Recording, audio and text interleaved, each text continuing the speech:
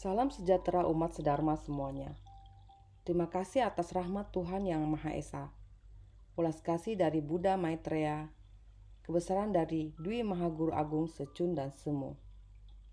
Lindungan dari ketiga yang Arya sesepuh di Nirwana. Bimbingan dan dukungan dari para sesepuh dan pandita. Pada kesempatan ini Hoshe mendapatkan kesempatan mengikat jodoh yang baik bersama dengan umat sedharma semuanya. Kali ini Hosea akan membahas mengenai Lunyu, Pai Pian, Di 12 章, Pai Pian bab 12. Di 12章, 记汝在，既生汝神在。子曰：勿补于祭，入补祭。Konfusius berpendapat bahwa seseorang harus tulus dalam memberikan persembahan kepada nenek moyang dan berperilaku seolah-olah para nenek moyang hadir. Mereka juga harus demikian ketika memberikan persembahan kepada dewa. Karena alasan ini, lebih baik tidak usah memberikan persembahan jika tidak dapat dilakukan secara pribadi. Pada bab ke-12, Konfusius mengatakan bahwa kita harus menggunakan kesungguhan hati pada saat kita melakukan ritual bersembayang kepada leluhur. Ji Ru Zai. Kita beranggapan bahwa leluhur dan orang tua masih ada. Ji Shen Ru Shen Zai. Sama dengan melakukan ritual sembahyang kepada para Buddha atau para dewa-dewi.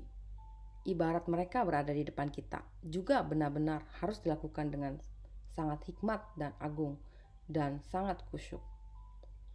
Nabi Konfusius juga mengatakan, Wu Pu Yu Qi. Bila saya tidak mengikuti tata cara sembahyang ini dan diwakilkan oleh orang lain, kita tidak bisa memperlihatkan lagi kesungguhan hati kita. Ibaratnya, tidak bermakna. Ini memberitahuan kepada kita, sebelum kita melakukan ritual sembahyang, diperlukan kesungguhan hati kita melakukannya.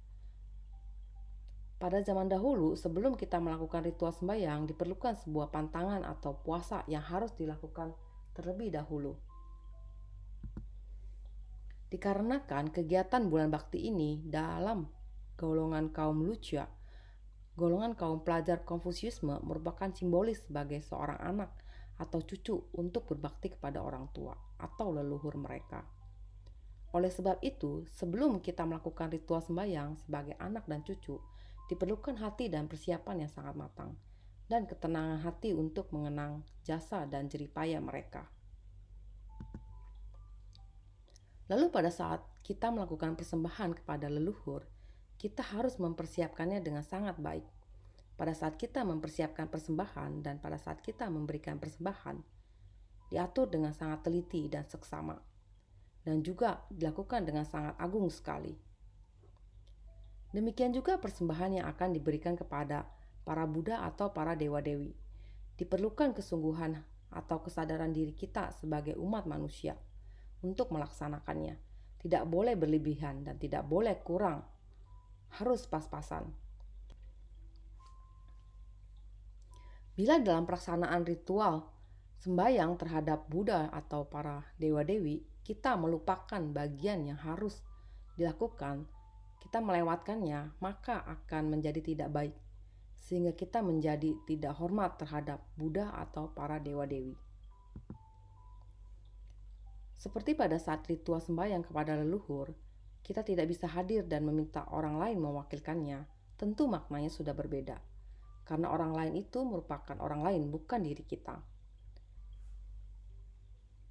Posisinya sudah tidak sama lagi pada saat kita melakukannya sendiri dan diwakilkan oleh orang lain. Ini sudah berbeda sekali. Seperti sebuah contoh, kita memberikan salam kepada orang tua kita dengan dilakukan oleh diri kita sendiri dan diwakilkan oleh orang lain. Memberikan salam kepada orang tua kita tentu mempunyai makna yang berbeda sekali. Meskipun orang yang mewakilkan kita telah menyampaikan salam kepada orang tua kita, tetap saja orang lain yang memberikan salam, bukan anak dari orang tua kita. Pada saat itulah Nabi Konfusius mengatakan, Wu Pu Yu Qi, Ru Pu Qi. Apabila kita sangat sibuk dengan aktivitas kita dan tidak bisa mengikuti ritual sembahyang tersebut, lalu meminta orang lain mewakilinya, ini sama saja ia tidak bisa hadir dan tidak ada di sana mengikuti ritual sembahyang tersebut bila diwakilkan dengan orang lain. Mengapa kita harus melakukan ritual sembahyang dengan hikmat, khusyuk, dan dengan ketulusan hati? Dikarenakan jasa kedua orang tua kita atau leluhur kita sangat besar sekali, terutama orang tua kita. Hal ini pun dikatakan oleh Buddha Sakyamuni. Pada zaman dahulu, pada saat Buddha Sakyamuni memimpin kumpulan besar di dalam perjalanan menuju selatan, tiba-tiba mereka menjumpai seonggok tulang manusia di samping jalan.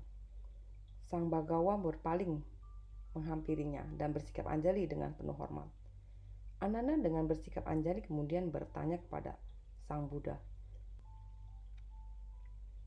Tathagata adalah guru agung dari Triloka dan bapak yang terkasih dari makhluk-makhluk yang berasal dari 4 jenis kelahiran. Beliau dihormati dan dicintai seluruh umat. Apakah sebabnya kini beliau menghormati seonggok tulang-tulang kering?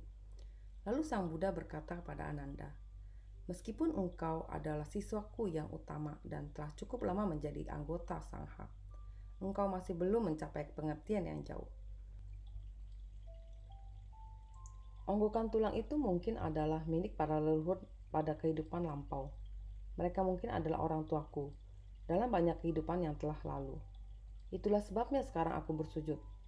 Sang Buddha melanjutkan pembicaraannya kepada Ananda. Tulang-tulang yang kita lihat ini dapatlah dibagi menjadi 2 kelompok. Yang satu adalah tulang-tulang laki-laki yang berat dan putih warnanya. Kelompok yang lain adalah tulang-tulang perempuan yang ringan dan warnanya hitam. Ananda berkata kepada Sang Buddha, duhai Sang Bagawa, sewaktu para lelaki masih hidup di dunia, mereka menghiasi badan dengan jubah, mengikat pinggang, sepatu, topi, dan pakaian-pakaian indah lainnya, sehingga mereka jelas-jelas nampak perkasa. Ketika perempuan masih hidup, mereka mengenakan kosmetik, minyak wangi, bedak, dan wangi-wangian yang menarik untuk menghiasi tubuh mereka, sehingga dengan jelas menampakkan kewanitaannya. Namun, tak kala para laki-laki dan perempuan itu meninggal, semua yang tertinggal adalah tulang-tulang. Bagaimana seseorang dapat membedakannya? Ajarilah kami bagaimana membedakannya. Sang Buddha menjawab Ananda, ketika para laki-laki ada di dunia, mereka masuki rumah ibadah, mendengarkan penjelasan-penjelasan tentang sutra-sutra, menghormati Sang Triratana, dan menyebut nama-nama Buddha. Tak kala mereka meninggal, tulang-tulangnya menjadi berat dan putih warnanya. Kebanyakan wanita di dalam dunia mempunyai sedikit kebijaksanaan dan dipenuhi emosi. Mereka melahirkan dan membesarkan anak-anak, merasakannya sebagai kewajiban. Setiap anak tergantung pada air susu ibunya demi kehidupan dan makanan. Dan susu adalah darah ibunya yang telah berubah. Setiap anak meminum 1.200 galon susu ibunya. Oleh karena penghisapan atau penyedotan dari badan ibu ini, sang anak mengambil susu untuk makanannya. Ibu menjadi letih dan menderita, dan karenanya tulang-tulang mereka berubah menjadi hitam dan ringan. Ketika Ananda mendengar kata-kata ini, ia merasakan kepedihan dalam hatinya, karena seolah-olah tertusuk pedang, dan karenanya ia diam-diam menangis. Ia mengatakan kepada Sang Buddha, bagaimana cara seseorang dapat membelas kasih dan kebaikan ibunya? Sang Buddha mengatakan kepada Ananda, dengarkanlah baik-baik dan aku akan jelaskan hal ini kepadamu dengan terperinci. Janin tumbuh dalam kandungan selama 10 bulan perhitungan Candra Sangkala. Alangkah menderitanya ibu selama janin berada di situ. Pada bulan pertama kehamilan, hidup janin tidaklah menentu seperti titik embun pada daun yang kemungkinan tidak akan bertahan dari pagi hingga sore, tetapi akan menguap pada tengah hari. Pada bulan kedua, janin menjadi kental, seperti susu kental. Pada bulan ketiga, ia seperti darah yang mengental. Pada bulan keempat, janin mulai berwujud sedikit seperti manusia. Selama bulan kelima dalam kandungan, kelima anggota badan 2 kaki, 2 tangan, dan kepala mulai terbentuk. Pada bulan ke-6 kehamilan, anak mulai mengembangkan inti ke-6 alat inderanya, yaitu mata, telinga, hidung, lidah, badan, dan pikiran. Selama bulan ke-7, ke-360 tulang-tulang dan persendian terbentuk, dan ke-84.000 pori-pori rambut juga telah sempurna. Dalam bulan ke-8 kehamilan, kecerdasan dan ke-9 lubang terbentuk. Pada bulan ke-9, janin telah belajar menyerap berbagai zat makanan. Misalnya, janin dapat menyerap sari buah-buahan, akar tanaman tertentu, dan ke-5 macam padi-padian. Bagian dalam tubuh ibu adalah organ yang padat, berfungsi untuk menyimpan, dan ia tergantung ke arah bawah. Sedangkan organ dalam yang hampa berguna untuk mengolah, dan ia melingkar ke arah atas. Ini disamakan dengan ketiga gunung yang terbit dari permukaan bumi. Kita boleh menyebut gunung-gunung ini Puncak Semeru, Gunung Karma, dan Gunung Darah. Gunung-gunung analogi ini bersatu dan membentuk satu gugusan dengan puncak-puncak ke sebelahan atas dan lembah-lembah ke sebelah bawah. Begitu jugalah pembekuan darah ibu dari organ-organ dalamnya membentuk zat tunggal yang menjadi makanan anak. Selama bulan ke-10 kehamilan, badan jasmani disempurnakan dan siap untuk dilahirkan. Bila anak ini sangat berbakti, dia akan lahir dengan telapak tangannya disatukan sebagai tanda menghormat, dan kelahiran itu akan aman dan baik. Ibunya tidak akan terluka oleh kelahiran itu dan tidak akan menderita kesakitan. Tetapi bila anak itu sangat pemberontak sifatnya hingga melakukan kelima perbuatan jahat, maka dia akan merusak kandungan ibunya, mengoyak jantung dan hati ibunya, akan tersangkut di tulang-tulang ibunya. Kelahiran itu akan seperti sayatan 1000 pisau atau seperti 1000 pedang tajam menikam jantungnya. Itulah kesakitan-kesakitan yang terjadi dalam kelahiran anak nakal dan yang membangkang. Untuk penjelasan lebih jelas, ada 10 jenis kebaikan yang diperbuat oleh seorang ibu kepada anaknya. Pertama, kebaikan di dalam memberikan perlindungan dan penjagaan selama anak dalam kandungan. Kedua, kebaikan dalam menanggung penderitaan selama kelahiran. Ketiga, kebaikan untuk melupakan semua kesakitan begitu anak telah dilahirkan. Keempat, kebaikan dari memakan bagian yang pahit bagi dirinya dan menyimpan bagian yang manis bagi anak. Kelima, kebaikan untuk memindahkan anak ke tempat yang kering dan dirinya sendiri berbaring di tempat yang basah. Keenam, kebaikan menyusukan anak pada payudaranya dan memberi makan dan membesarkan anak. Ketujuh, kebaikan dalam membersihkan yang kotor. Kedelapan, kebaikan dari selalu memikirkan anak bila dia berjalan jauh. Kesembilan, kebaikan karena kasih sayang yang dalam dan pengabdian. Kesepuluh, kebaikan karena rasa welas asih yang dalam dan simpati. Semua ini adalah jasa yang diberikan oleh orang tua kita.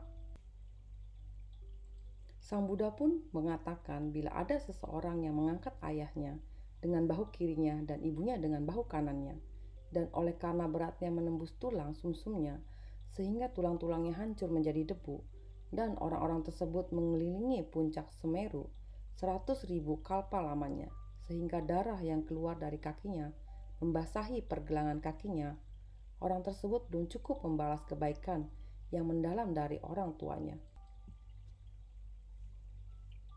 Bila ada seseorang yang selama waktu satu kalpa yang penuh dengan kesukaran dan kelaparan, memotong sebagian dari daging badannya sendiri untuk memberi makan orang tuanya, dan ini diperbuatnya sebanyak debu yang ia lalui dalam perjalanan 100.000 kalpa, orang itu pun belum membalas kebaikan yang dalam dari orang tuanya. Bila ada satu orang yang demi orang tuanya mengambil sebuah pisau yang tajam dan mencungkil kedua belah matanya dan mempersembahkannya kepada Tathagata atau Sang Buddha dan terus melakukannya sehingga beratus-ratus ribu kalpa, orang tersebut masih tetap belum membalas kebaikan yang mendalam dari orang tuanya. Bila ada orang yang demi ayah dan ibunya mengambil sebuah pisau tajam dan mengeluarkan jantung dan hatinya, sehingga darah mengucur dan menutupi tanah, dan ia melakukan ini dalam 100.000 kalpa, tiada sekalipun mengeluh tentang kesakitannya, orang tersebut tetap belum dapat membalas kebaikan yang besar dari orang tuanya. Bila ada orang yang demi orang tuanya menghancurkan tulang-tulangnya sendiri sampai ke sumsum dan melakukan ini hingga 100.000 kalpa, orang itu tetap belum membalas kebaikan yang besar dari orang tuanya. Bila ada orang yang demi orang tuanya menelan butiran-butiran besi yang mencair dan berbuat demikian sehingga beratus ribu kalpa, orang itu tetap belum dapat membalas kebaikan yang mendalam dari orang tuanya. Pada waktu itu, ketika mendengar Buddha membicarakan kebaikan dan kebajikan orang tua, setiap orang dalam kumpulan besar itu menangis diam-diam dan merasakan kepedihan dalam hatinya. Mereka merenungkan dan segera merasa malu dan berkata kepada Sang Buagawa, "Oh Sang Bagwa, bagaimana kami membalas kebaikan yang dalam dari orang tua kami?" Ini adalah cerita dari perjalanan Buddha Sakyamuni dengan murid-muridnya mengenai bakti kepada orang tua. Oleh sebab itu, di dalam kalangan wadah ketuhanan dari pelajaran bab 12 ini memberitahukan kepada kita semua, terutama kita para pembina diri yang telah mengetahui kegiatan atau ritual yang telah dipersiapkan matang-matang sebelumnya. Tentu kita sebagai para pembina, sebagai murid, kita harus berusaha semaksimal mungkin bisa mengikuti kegiatan dari ritual tersebut. Ini merupakan kewajiban kita untuk mengikuti ritual tersebut. Apabila kita melihat contoh di luar dari wadah ketuhanan seperti pejabat, tokoh politik, tokoh agama lainnya, dan orang-orang penting, untuk mengikuti ritual yang seperti ini, mereka meluangkan waktu untuk mengikutinya. Kehadiran kita dalam ritual sembahyang merupakan ungkapan bakti kecil yang kita lakukan untuk mengenang leluhur atau orang tua kita yang telah berpulang atau tiada. Hari ini kita belajar dari kitab Lunyi. Layaknya seorang pembina mengikuti jejak langkah dari para Buddha pendahulu. Apabila kita sebagai pembina tetapi tidak terlalu fokus dan tidak terlalu mementingkan ritual sembahyang ini, kita sudah kurang dari kesungguhan hati kita di dalam pembinaan diri dan ritual sembahyang tersebut. Maka kita akan lupa akar kita dari mana. Karena dengan adanya ketulusan hati dan membantu keyakinan pada diri kita, maka moralitas di dalam diri kita semakin hari semakin baik. Dengan adanya budi dan moralitas yang baik, maka kita baru bisa menggugah hati umat manusia yang lain. Dengan demikian kita baru bisa mempunyai kotak batin dengan Tuhan dan para Buddha. Orang suci mengatakan 5 jenis hukuman terbagi menjadi 3.000 macam pelaksanaannya. Tetapi hukum yang paling berat ialah dosa karena tidak berbakti kepada ayah bunda. Kita sebagai murid seorang Buddha hidup dan Bodhisattva harus semakin sungguh-sungguh menempuh hari depan kita. Tegakkan dengan teguh cita-cita luhur. Telusuri jejak suri tauladan para pendahulu. Dengan langkah-langkah lebar menempuh jalan suci. Jangan terpengaruh oleh lingkungan yang negatif. Jangan tersesat dalam sukses. Jangan runtuh di dalam kesusahan. Jangan bertekuk lutut di muka kesulitan dan cobaan. Bila kita konsekuen tak pernah berubah, pasti kita mampu mencapai kesempurnaan. Demikianlah Dharma yang saya sampaikan pada kesempatan kali ini. Semoga bermanfaat untuk kita semua. Dan apabila ada kata-kata yang tidak sesuai dengan kehendak Tuhan Yang Maha Esa, mohon pengampunannya. Semoga kita selalu dalam lindungan dari Tuhan Yang Maha Esa. Semoga kita dihindarkan dari mara bahaya dan bencana yang kita hadapi cepat berlalu. Semoga semua makhluk berbahagia. Terima kasih.